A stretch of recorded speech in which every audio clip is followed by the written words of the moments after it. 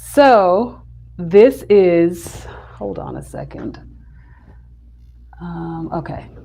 This is my very first time going live. So bear with me. You may hear some things in the background. I try to silence as much things as possible, especially my AC.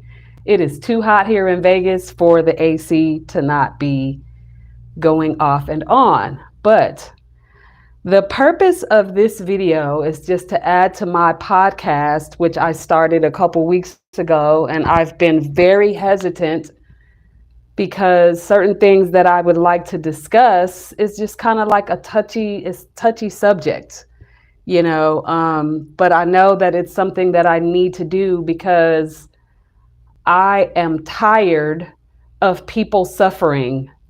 There's a lot of us that have gone through a lot of things in our life. A lot of us have tried to overcome certain things. Some of us have overcome things. We're on a healing journey, just trying to heal from childhood traumas. And I just decided that it was time for me, because I am not afraid to do so. It's time for me to speak up, because we are in a day and time where your voice needs to be heard. The idea of keeping secrets and trying to protect certain people that don't deserve to be protected, those days are over as far as I'm concerned. It's like time and time again, I continue to hear stories about people that have gone through things and they don't tell anybody because they're too afraid of the backlash. Um, I often hear about men saying how they would do this and that and the other, or just I've heard men and women speak about how they'll do certain things to somebody if they found out that a family member got violated in a certain way. But I don't know if that's happening, because women and children are still getting violated, and a lot of times it's by people in their families. We send our kids off to school on a regular basis and we have no idea if they're being bullied. We allow our kids to be around certain people and we have no idea if those people are going to be the ones to ruin them in some kind of way. So I just wanted to tell my story of how I overcame being bullied. Being bullied and picked on. Um, I was born and raised in South Central LA, and I was the first daughter and granddaughter. I was the first granddaughter. I was my mom's first daughter, her only daughter, and I was the first niece. You know what I mean? The first girl cousin, all of that. I was the oldest girl. And I grew up for a little while with just my brother, my brother, and then I had cousins and an uncle who was close to our age. Um, and life was shitty, and I didn't know how to express that then.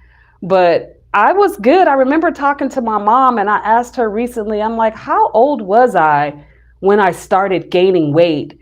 And everybody started kind of like highlighting the fact that I was overweight. And I realized it wasn't until I became a teenager, probably like 13 years old, which makes sense for puberty and things that girls go through at a certain age. So that made sense. But at one point, I started getting bullied, not just by my family, not just by getting ridiculed by the aunts. Even my grandmother joined on the bandwagon. And, I think that they thought that by ridiculing me, it would encourage me to want to change. But that's not how you get on board with trying to help people change. You can't tell someone who's an alcoholic, you can't constantly yell at them about drinking and think that that's going to encourage them to stop. I remember having friends or people who I thought was friends. So this story is not just about me being bullied, but it's also about me like hanging out with people and trying to be accepted and, thinking that people were my friend and they really weren't. So yeah, I can remember having so-called friends who would talk bad about me behind my back. You know, I can remember people just not liking me, and I never understood why, because I was so quiet for the most part. You know, by the time I got to a certain age, I already was very insecure because I had been getting picked on for being overweight. And I wasn't like morbidly obese. That's the crazy part about it. I was hefty, I was thick, as they would say nowadays, but I wasn't like just big monstrous person, you know? So I still to this day, I don't know how I let that get to me, but I guess it just comes from when it happens in your family first, then it's like you start accepting it by the time you get out into the world and you start seeing that other people are being shitty towards you. But yeah, I got picked on a lot from my uncle. My mom's little brother picked on me a lot. My big brother didn't pick on me that much. He only used me being overweight like at his convenience at times when I got on his nerves. But in junior high school, yes, girls would go like this to me after school. Like like they were gonna beat my ass. My dad was in the Navy, so we moved to quite a few places. So I was the new kid quite a few times, you know, and we already know how the new kid gets treated in school sometimes. You know, kids can be so fucking mean to each other. It's crazy. But yeah, people just didn't like me, and I never understood why. And probably, I think I was in junior high, but late junior high, like getting ready to graduate by the time I started noticing, I started noticing that people who called themselves my friend weren't really my friends. You know, I remember my dad, that's like one of the only lessons he ever taught me was everybody who says that they're your friend, they're not really your friend. Well, that was true because I remember going to a function where there was just a couple of us there, girls who I thought were my friends. And I remember at one point during the function, two of them kept going like this, like whispering to each other in each other's ear. And so I didn't know what it was about, you know, and I wasn't thinking they were talking about, I don't know. I just thought maybe they were talking about a boy or something. I don't know. But they kept looking at me and laughing. But they would high five each other and just be like, don't say nothing. Like I could see them doing this, like, shh, don't say nothing, you know, type of thing. Come to find out, I had a fucking booger on my face. I had a fucking booger on my face, and these girls did not tell me. They sat there and they laughed and they joked about me. And I'm telling you, like, we were at this function for a long time. I don't know how long that fucking booger was on my face. But these bitches never told me. So that's just one incident. I can remember getting older, like in my early 20s, and hanging out with a group of girls. And I come to find out there was a guy who kind of hung out in the group too. Come to find out, they used to talk about me when I wasn't around. They used to talk about me, and he eventually he was just like, I have to tell you because you cool as shit to me. I don't understand. You know, at this time I had started losing weight. I had gotten my 20s and I had got a groove going, and I had decided I didn't want to not be able to buy the clothes that were cute. I decided that I didn't want to not be able to go shopping and fit what I wanted. At some point along the way, I decided to get on top of my shit, and I got on a weight loss journey. And I was like 21, 22 years old. And these girls were my so-called friends at the time.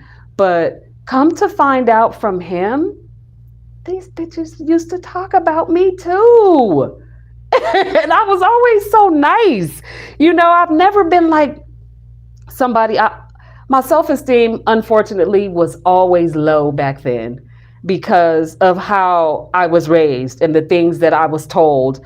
You know, like my family would say, oh, you have such a cute face, and if you would just get on this workout routine. Or I would hear my aunt talk about me in the background and talk about how stupid I was and that no guy would ever want to Ain't nobody going, she's so stupid. She gonna end up with a guy that beats on her. And she would say stuff like that, and if you just, like one of my family members would say, if you just keep your feet out from under the table, then you can lose that weight, So it was just stuff like that being said growing up, like starting like I said, when I was about 13 years old.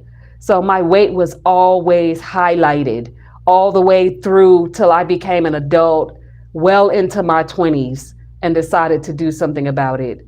And even then, people were like, no, there's no way she lost that weight like that. I remember somebody saying that I had to have HIV or I had to have AIDS because there's no way that people are losing weight like she lost weight. She took diet pills. Like the things that I heard, it was crazy, but it was endless, But one time that stands out to me when I knew that God had my back and that I had an angel gang on my side is when I got jumped in the 9th grade. There was a girl, her name was Thais, and she just did not like me.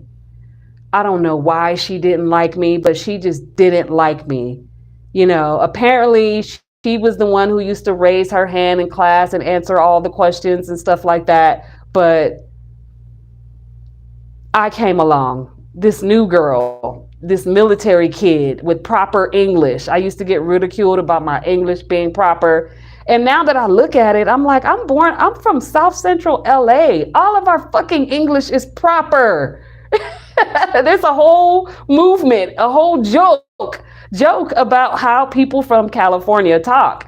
So I never did get that, but this girl just didn't like me. And in 1987, 88, this girl decided one day during Labor Day weekend, ironically, that's coming up literally like in a week, like this coming Monday is going to be Labor Day. So crazy enough, I'm telling this story now, but she decided that the Friday before Labor Day was going to be the day that she jumped me. And I guess so-called kicked my ass. I don't know. But I remember seeing her in the locker room after school because I ran track. And I saw her in there with her friends. And my spirit told me something is going to happen today. Somebody's going to do something today. Because they kind of lingered around. And I lingered too, just trying to wait for them to leave because I felt like something was going to happen. And they never left. So I was just like, oh, well, fuck it. I got to get home, So I started walking to the bus stop and they started walking behind me. And that's when I knew for sure that something was going to happen. And like, as far as I remember going into the locker room, that shit was deserted. I didn't see any students anywhere. But the moment I left that locker room and started walking to the bus stop, people just came out of everywhere. I started seeing all of my classmates, all of us walk into the bus stop together. And so I just kept walking like I didn't see them. And then they started saying stuff. Yeah, that's the girl who I can't stand. And that's the girl this and that girl that. And just start saying all this stuff. And I was just like, oh God. But I kept walking to the bus stop. By then it was a crowd. Remember, I'm the new kid on the block. So I didn't really know any of these people like that. A lot of them looked familiar just from being in school. Some of them were in my class and that kind of thing. But I wasn't friends with any of these people. The main girl, Thais, who didn't like me, she was friends with these people. She grew up with these people, probably went to elementary school with them. So they were just mad because she was saying stuff and her friend was saying stuff and we gonna fuck her up and this and that. And I wasn't saying anything. I was just walking to the bus stop.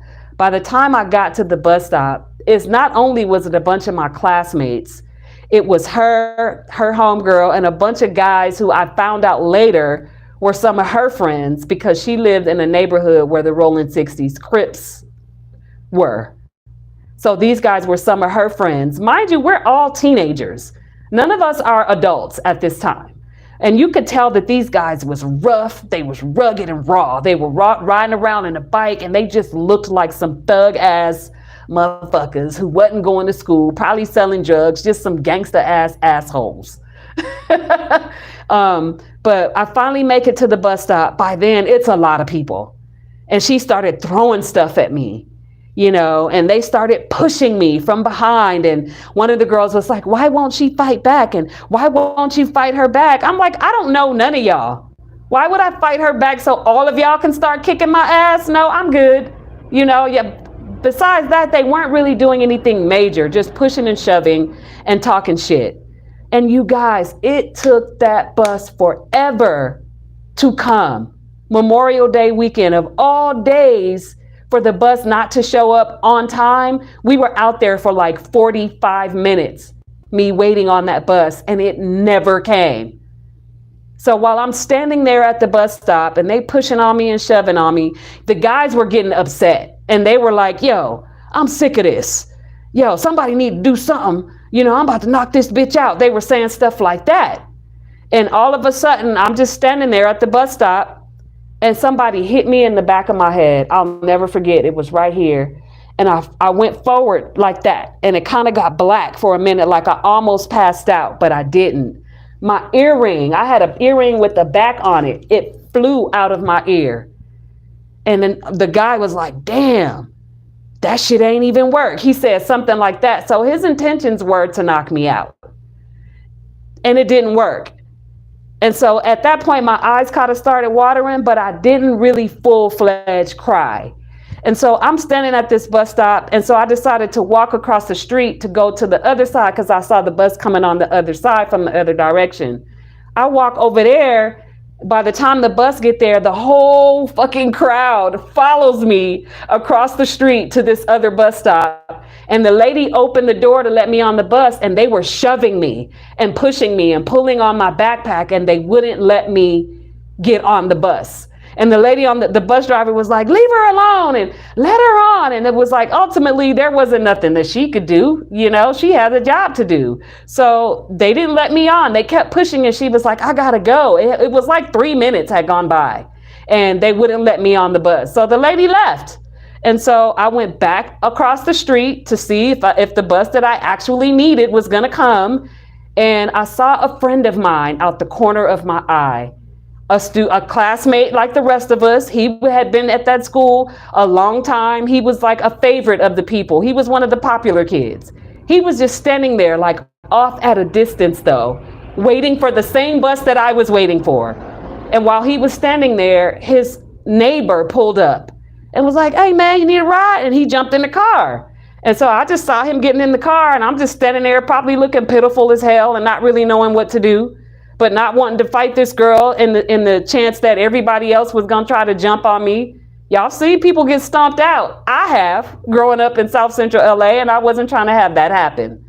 So eventually he was like, hey, Tamasha, you need a ride? I'm like, do I need a ride? You've been standing there. What the f you think? And so the guy was like, tell her to come on, I'll drop her off. So I started walking he was like, come on, get in. So I started walking to the car and they got mad at him. They was like, oh, it's on at school on Monday or Tuesday. It's on at school next week. You a mark, you this, you ain't shit, you that. Why you helping her? Why you helping her? And he didn't say nothing to them. I got in the car and they took me home. By the time I got home, I started walking and I was just sitting in the back seat fuming. I didn't say nothing. I got to my mother's house. I walked in the yard. And as soon as I started walking up the stairs is when I started letting the tears flow. That was the first time that I decided that it was okay to cry. And it could be because I felt like I was safe. I was at home. And I walked into the house and my grandmother and my mother, everybody, the aunts, everybody was there. And they're like, what's wrong with you? And I was like, I got jumped. And they're like, what you mean you got jumped? I just got jumped. Everybody went off. My grandmother picked up the phone, gave it to my mother, called the school. I knew it. These fucking heathens. My grandmother was going in on the kids because, I hadn't been in that kind of environment since I was a little girl. Like I said, my dad was in the Navy, so he took me out of that for a little while. Then they got a divorce or separated or whatever the fuck was going on. I think they were separated. We had to go back to it. And so that's how I ended up at that school. But I found out that the main girl who hated me so much, she never did come back to school for like a week later. And the security at the school was like, they had come and talked to me by then. They were pissed off because they found out what happened. The lead security guard, he was so upset. He was like, man, I heard what happened to you late in the evening on Friday. He said, I've been fuming and couldn't wait to get back here all weekend. I want you to tell me everybody who did this and did that. I'm like, nah, he wanted me to go outside on lunch break and point people out. I'm like, I'm not doing that. No, you know the code of the street. I'm not doing that. And so eventually I was able to get some names, and, I eventually went in there and told the story to my counselor, because she just kind of encouraged me to talk about it, and I just kind of told her this person didn't like me. And so she decided to do what she did, and all of her friends followed suit. And apparently this crew of people were so tight knit that the counselor and the security, they were able to put two and two together and figure out who all was there. And a couple of people was like, well, I was there. Like, once they realized what was going on, and the story was out that I had gotten jumped by this girl and her friends, a lot of people was like, well, I was there and I can tell you exactly what happened. Some of these girls got expelled. They speaking up, they got expelled. Some of them, I don't even think they were on the radar of security, but they told on themselves. But this girl, the main girl, she ended up over that same weekend. So this happened to me on a Friday, Memorial Day weekend. We went back to school Tuesday. She wasn't there. By the time she did come back to school, she had to bring her mother. My mother had to show up, that whole thing, get us in the office, tell what happened, blah, blah, blah. By the time she came back to school, she had a black eye, and she was talking like this, like she couldn't really move her neck. She was moving around like this. Come to find out, over the weekend, she was so full of herself and so big and bad that she went through a neighborhood where there were Bloods that lived, and she had on the wrong color, and a bunch of females, I think she said like 20 females, some Mexican chicks, jumped her. She got jumped 3 days later after doing what she did to me. And so it was that moment when I realized, oh, you got an angel gang. You don't have to do no get back. God got you. And I promise you, from that moment on, anytime somebody did me wrong, I ain't have to do nothing. They got theirs.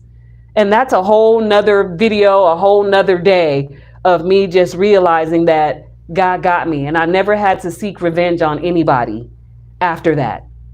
So the whole point of this story is to tell you, like, a lot of us go through shit. A lot of us have had a lot of childhood trauma. That shit affected me for a long time. Being told by my family and some of my friends that I was fat and I needed to lose weight, and constantly being ridiculed about that. And then when I did lose the weight, I had females around me who was jealous and was talking shit, making up stories about me being on different kind of weight loss drugs and all of that. So at the end of the day, I encountered a lot of jealous people. And then just family members. The family will hurt you worse than anybody, so it was embedded in me for a long time that I wasn't pretty, I wasn't attractive, I was fat, overweight, and still to this day, I have issues with my physical appearance sometimes, even though I've lost all of that weight. Like, I know how to lose weight very easy. That's what got me into my purpose of becoming a health coach and spreading health and wellness, because I'm good at it. I did it multiple times. I overcame it.